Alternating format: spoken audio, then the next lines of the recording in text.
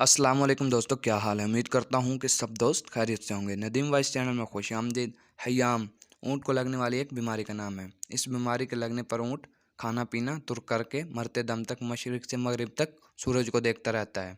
इसका इलाज सांप को निगलना है। बाज़ दफ़ा ऊँट खुद सांप को खा लेता है, जिसके जहर की वजह से इसको शदीद प्यास लगती है और इसकी आंखों से आंसू निकलते हैं। इन आंसुओं को चमड़े की छोटी थैली में महफूज कर लिया जाता है। ये आंसू दूसरे आंसुओं से मुख्तलिफ होते हैं, क्योंकि ये आंसू सांप के डसने का मुजरब तरियाक है। सुभान अल्लाह। कुरान करीम कहता है, जहन्नमी प्यासे ऊँट की तरह खोलता हुआ पानी पिएंगे। गोया कि इन्होंने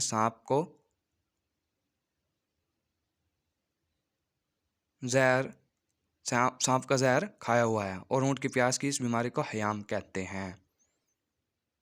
मज़ीद वीडियो के लिए मेरे चैनल को सब्सक्राइब करें। वीडियो मुकम्मल देखने के लिए।